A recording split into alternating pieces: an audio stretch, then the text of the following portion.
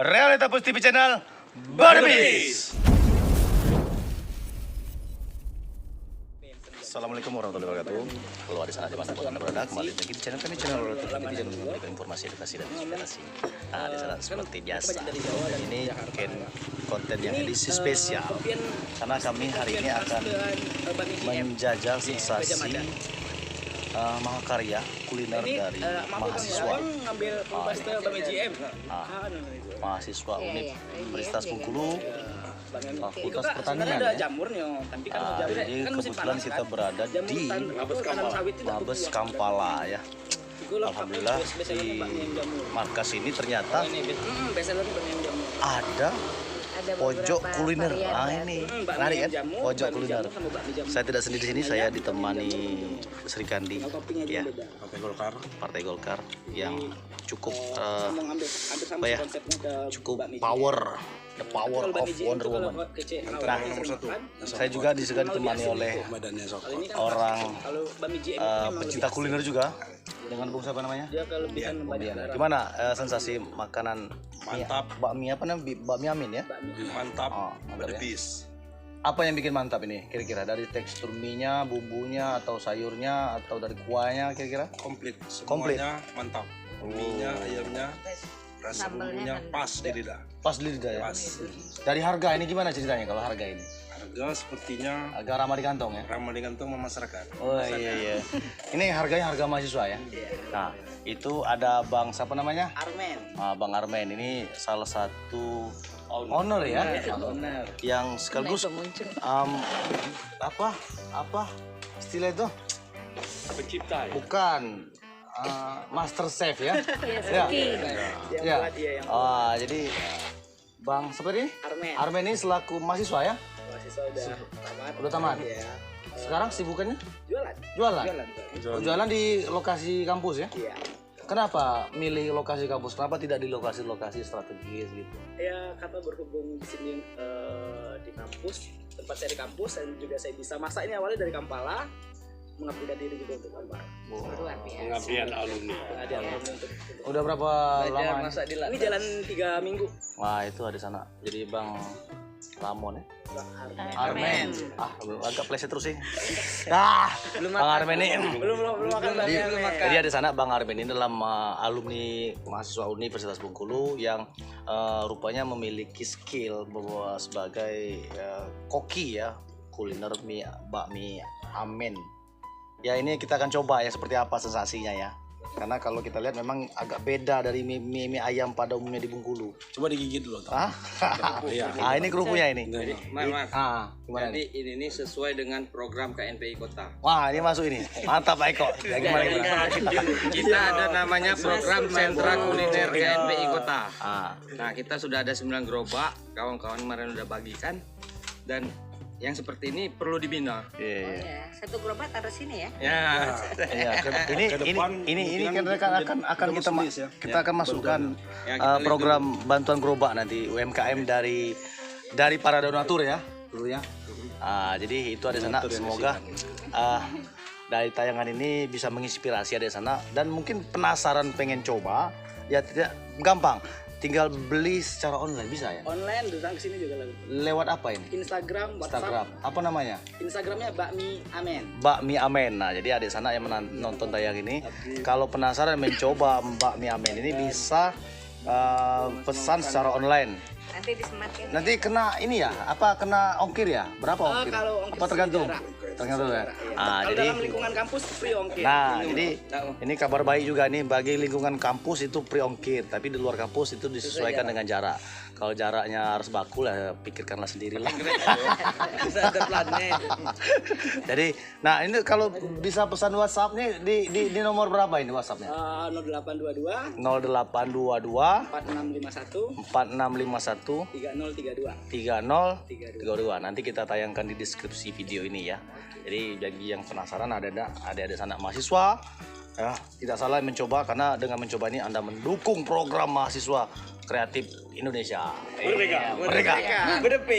Bagi yang jomblo nongkrong di sini. Nah, jadi bagi anak sana yang jomblo, nah ini tongkrongan yang cukup pas untuk mencari. Jadi sambil nyelam minum air, ya. Sekali mendayung 2-3 pulau terlampaui. Jadi sambil nongkrong makan mie ayam sama Kelewatan tahu ya ada. pulaunya. Di sini banyak juga. Jadi menambah pergaulan, menambah. Nanti ada yang begitu gantung nanti. Bukanya dari jam berapa? Jam berapa ini? Buka jam 11 sampai sore jam 5. Oh, jadi bukanya dari jam 11 sampai jam 5. Jadi ada sana yang ya mau wisata di sini bisa juga sih, masyarakat umum bisa ya gini ya. Bisa karena kampus ini terbuka juga untuk umum. Tapi jangan malam aja, nanti banyak sesuatu yang tidak diinginkan. Oke, demikianlah tayangan ini, semoga bermanfaat. Kami akhiri wassalamualaikum warahmatullahi wabarakatuh. Ini tadi kita sudah mencoba sensasi makan bakmi Amen ya. Nah, sekarang kita akan ngobrol dengan ownernya, dengan Bang Armen. Nah, ini Bang Armen kan tadi ngomong-ngomong soal mie ya, kan? Betul.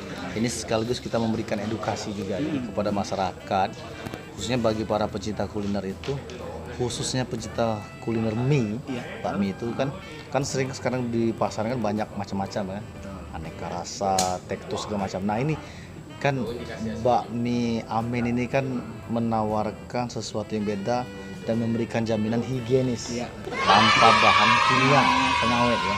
Nah, ini ngomong-ngomong dari Bang Armen sendiri, apa yang membedakan mie itu ketika kita mencoba mengandung bahan kimia atau berbahaya atau tidak, itu bisa diketahuan dari sisi mana ini? Bisa diceritakan? Oke, pertama itu kan dari kekenyalan mie sendiri. Mie itu kalau misalnya dia terlalu kenyal, kita juga dengan harga yang murah. Misalnya kita belanja misalnya dengan harga yang sekian, misalnya di under 10.000 misalkan di under 10.000, mie-nya enak, kenyal. Kita kan harus pertanyakan dengan kondisi bahan baku yang mahal sekarang. Ada apa sih di situ?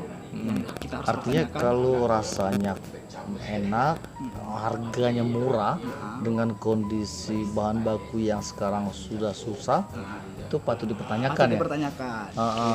Sekarang seperti ini, kita menjual kualitas itu, menjual harga sekian itu sesuai dengan kualitas yang ada. Benar. Iya. Jadi kita sesuaikan dengan kualitas barang yang sekarang memang lagi naik misalkan, atau kualitas yang memang barang yang memang susah didapat sekarang. Mereka wajar menjual dengan harga yang mahal karena mendapatkannya susah. Tapi ketika kita dapat barang yang enak terus harganya masih tidak wajar lah, kita bilang tidak wajar itu karena misalnya harganya di bawah 10.000. Kita harus pertanyakan kenapa sih bisa seperti itu, ya kan? Dan lagi kita balik lagi untuk pedagang sendiri ya, terutama saya sendiri, saya tidak pernah tega untuk bahasanya itu menyakiti orang lain. Saya sendiri kalau ketika mau makan, saya nggak mau makan yang ada yang pengawet, merasakan badan diri saya sendiri. Kalau saya pedagang, kalau saya namanya itu zolim kepada pelanggan, sedangkan itulah perbuatan yang tercela. Jadi kita kan berdagang jujur. Nah, artinya kan itu dari sisi perbandingan harga dengan bahan baku dengan kondisi saat ini. Iya, betul. Nah, tapi kalau dari sisi tekstur sesuatu makanan, misal mie ya, ketika kita mencoba itu untuk mengetahui dia tuh mengandung bahan kimia atau tidak, nah dari mana niatnya? Kekenyalan misalnya mie, kenyal mie itu tidak wajar. Maksudnya tidak wajar nah, seperti mana? Misalnya kan mie-nya itu kan kita tahu kenyal mie, kayak kita coba mie instan, itu kan mie-nya kenyal, tapi rada-rada kayak benyek. Nah, itu kan bisa kita kita bisa nilai kan, kita bisa, oh ini kayaknya gimana ya, kalau mie dalam yang penggiat masak, jadi kami itu lebih sebenarnya itu kayak sudah dijelaskan, tapi lebih singkatnya, lebih tepatnya itu ketika kita coba mie-nya itu kayak kenyalnya beda dari yang lain. Contoh misalnya kan kalau kita pakai pewarna alami sampai pewarna buatan, pewarna buatan itu pasti lebih jreng, lebih menarik warna, iya, akan menarik warna. Tapi kalau warna alami kayak ada pucat warnanya. Oh gitu ya. Kan? Kita lihat juga dari mie-nya itu ada bentuk. Kalau mie-nya kuning banget, pasti dia pakai pewarna. Mie saya agak pucat, ya karena memang tidak pakai pewarna. Telur kuning itu memang pure dari telur. Jadi kuning pucat. Kalau merah-merahnya merah tua, merah muda. Iya, merah gitu. Itu tidak terlalu jreng warnanya. Nah, Jadi ada di sana bahwa dijelaskan oleh Bang Arman tadi bahwa beberapa tips untuk mengetahui tingkat kandungan makanan kuliner mie, khususnya bagi Anda pecinta makanan mie pangsit atau mie ayam, itu mulai dari patut dicurigai ketika harganya itu murah banget ya di tengah kondisi yang serba sulit. Itu patut diragukan. Kenapa? Ketika itu masih murah dia bertahan, artinya patut dicurigai, berarti makanan tersebut terindikasi mengandung bahan pengawet atau bahan kimia yang tentunya tidak sehat untuk dikonsumsi. Betul. Nah, kedua ya tadi dari sisi kekenyalan, tekstur ya, bicara tekstur. Tekstur tingkat kekenyalannya tuh luar biasa, kenyal, enak, gurih segala macam lah. Nah, itu juga patut dicurigai. Nah, jadi itu dari tekstur. Kemudian dari sisi warna, kalau mie itu sudah ngejreng sekali, warnanya mengkilat, merona, itu juga patut dicurigai. Nah, kemudian apa maksudnya itu? Bahayanya apa sih sebenarnya? Ya, Kalau kita pertama ya. terus menerus mengkonsumsi, Pertama kita kan kalau saya kan kebetulan bukan pakar kesehatan ya. Tapi kan sekarang kita udah bisa lihat contoh berbagai banyak kasus penyakit. Contoh kanker, kayak jantung, terus ada kayak hernia, ya kan, terus ada penyakit yang lainnya. Itu kan dari faktor makanan, dari bahan. Sebenarnya kan penyakit orang zaman dahulu, kenapa sih sulit dapat? Bukan sulit, jarang-jarang ada penyakit yang langka, yang aneh-aneh. Kalau sekarang kan penyakit aneh, bisa dibilang kan hampir semua orang tuh terindikasi penyakit aneh karena ada dimakan dari bahan yang yang udah terindikasi dengan pengawet seperti itu. Contoh kayak misalnya orang kebanyakan mengkonsumsi mie instan, lambung bermasalah. Iya benar-benar.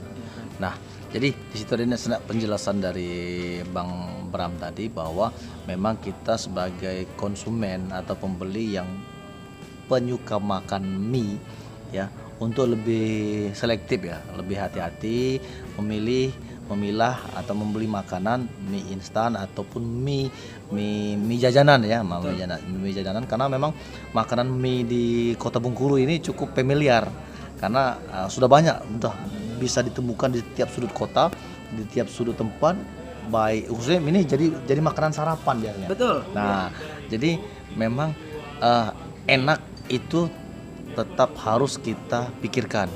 Jadi untuk apa enak kalau itu membahayakan? Ya, jadi untuk mengetahui tadi, pertama tadi kita perbandingkan, artinya memainkan akal logika. Kalau dia enak, harganya murah, itu patut diduga. Kemudian rasa teksturnya juga kalau enak daripada yang lain, kemudian rasanya mantap, maknyos sekali itu juga patut diduga ya. Patut juga. Karena enak ini gimana nih kalau enak yang alami nih? Betul. Ini gimana nih kalau enak yang alami seperti mana biasanya? Yang higienis tadi. Higienis yang kita contoh kayak saya ya. Jadi enak itu kan kalau contoh misalnya kita makan sayur. Kita perbandingan makan sayur. Sayur itu kenapa sih dia orang kadang masaknya terlalu, kalau bahasanya well done, terlalu berlebih ya kan, itu juga tidak bagus ya. Maksudnya berlebih itu? Maksudnya ini makanan terlalu lama masaknya, prosesnya. Prosesnya itu kan. Terus makan mie yang enak, yang higienis maksudnya tadi kan, kita tuh bisa menikmati ini benar-benar mie buatan ya. Iya, kita bicara mie buatan ya. Mie buatan itu kan kayak kita bisa membandingkan karena kita bisa makan mie instan. Pasti terasa beda dari mie yang kita buat handmade. Iya. Pasti terasa bedanya. Kita sulit menjelaskan bedanya di mana, tapi pas ketika makan, oh ini memang beda rasanya. Kalau misalnya kita biasa makan mie instan atau makan mie yang lain tuh, kok ini ada yang beda gitu loh. Kok rasanya kayak seperti ini. Pokoknya natural mie itu kelihatan. Rasa mie-nya itu benar-benar kayak yang telur, tepung itu pasti nyatu. Nah, ini kan kita bicara makanan ini kan pasti tidak lepas dari bicara penyedap ya. Iya, betul. Penyedap rasa. Nah, ini dari bakmi ini Amin nih pakai penyedap apa ini? Ini kayak rahasia perusahaan ya, tapi nggak pakai yang kayak ini ya, Ajinomoto, salsa. Kalau saya no MSG. Nah, ini no menarik. MSG. Apa MSG itu? Kayak Ajinomoto tadi ya. Itu apa singkatan apa no MSG?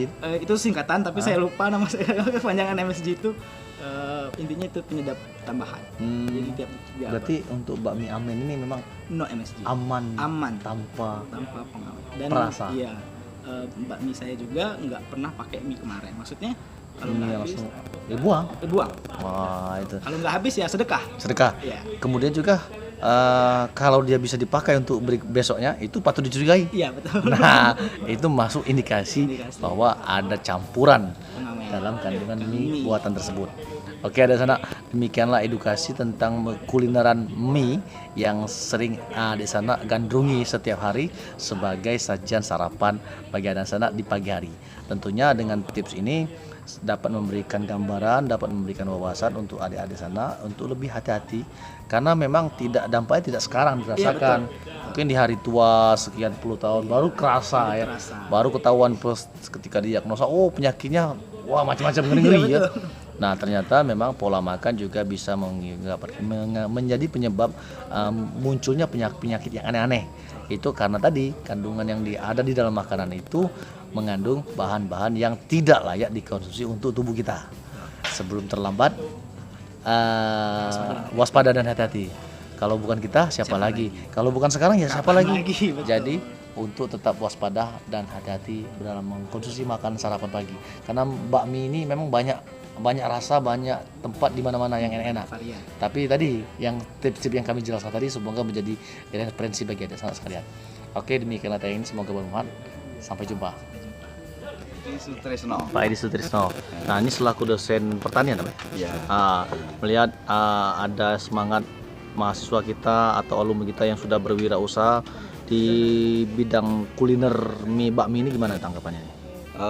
Sangat mendukung ya, karena gini, ada profil lulusan pertanian pada umumnya itu ada kurang lebih dikelompokkan jadi 4 gitu kan ya.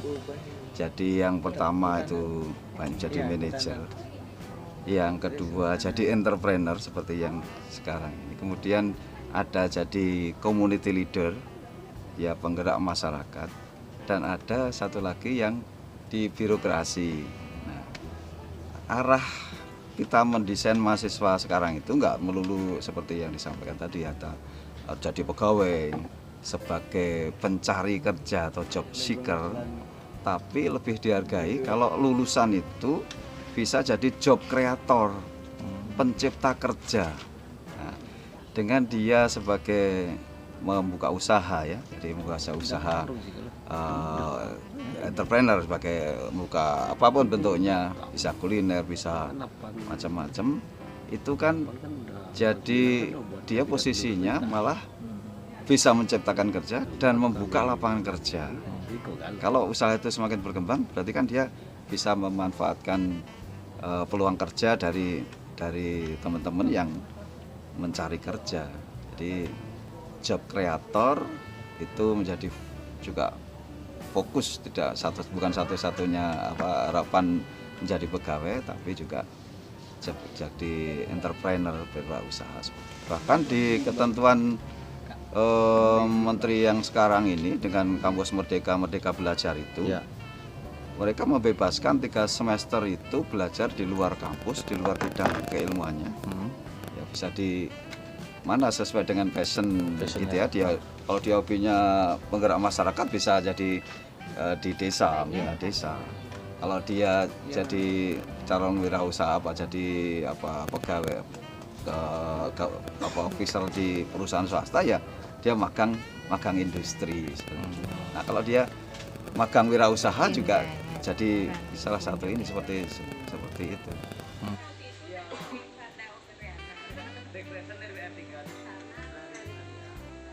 Gambar foto